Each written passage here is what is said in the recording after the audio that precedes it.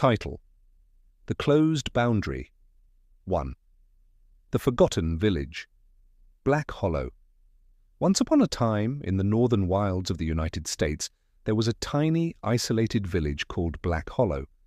It lay deep within the wilderness, surrounded by thick forests, snow-covered cliffs, and hidden from the modern world. The population was small, barely a couple of hundred, and they had lived in seclusion for generations.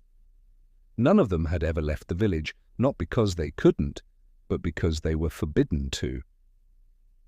At the far edge of the village lay an old, overgrown boundary marked with ancient totems and faded warnings carved into stone. The elders called it the Closed Boundary, and they told the younger generations never to cross it.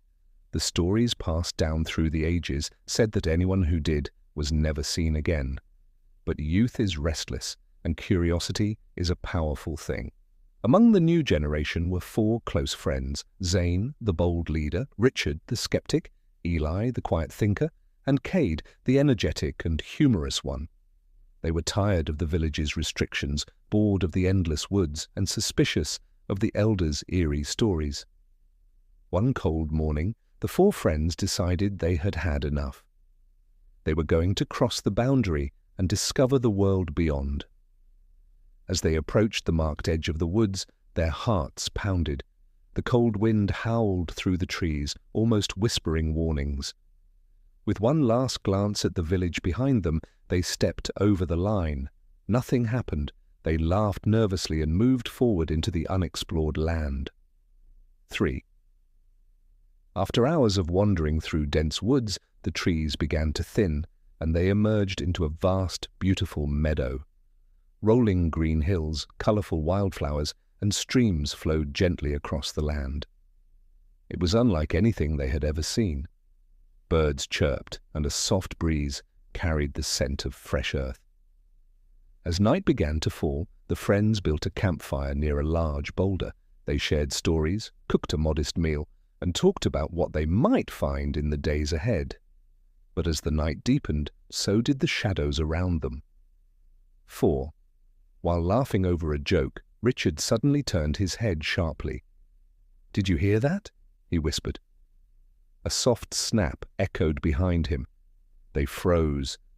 Before they could react, a dark, invisible force grabbed Richard by the leg and dragged him screaming into the forest.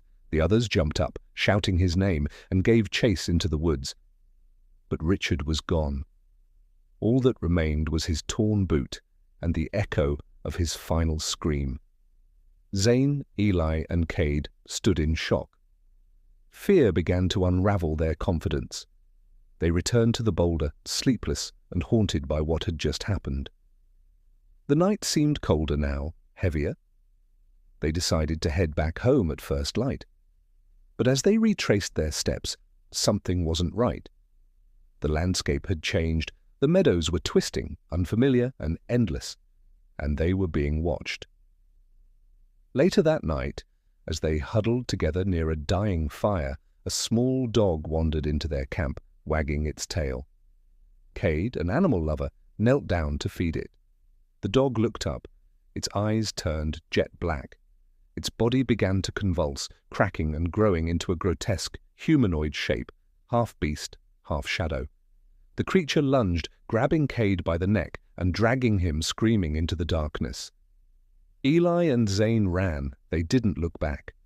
Exhausted and broken, Eli tripped over a tree root and hit his head. Zane looked back but didn't stop. He kept running, deeper into unfamiliar woods.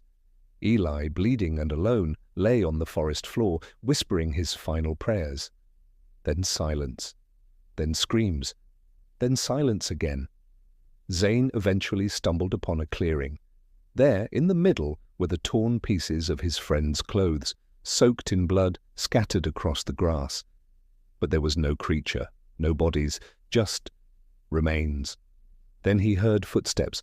A tall figure stepped into view. It was Richard, or it looked like him. But his face wasn't quite right. His smile was too wide, his eyes too hollow. And when he spoke, it was in a voice deeper and older than Richard's.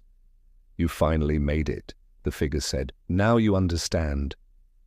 Zane fell to his knees. His mind began to shatter under the weight of the truth. The figure approached Zane, laid a hand on his head, and whispered something in a forgotten language. Zane's eyes rolled back. He convulsed, screamed, and then fell silent. When he stood up, his face wore a smile. But it wasn't Zane anymore. The thing had taken him. The creature now wearing Zane's face returned to Black Hollow. He told the villagers of an adventure gone wrong, how the others were lost, how he barely survived. The elders were saddened but not surprised. But late at night he began whispering stories to other young villagers, tales of green meadows, distant lands, and a world beyond the boundary.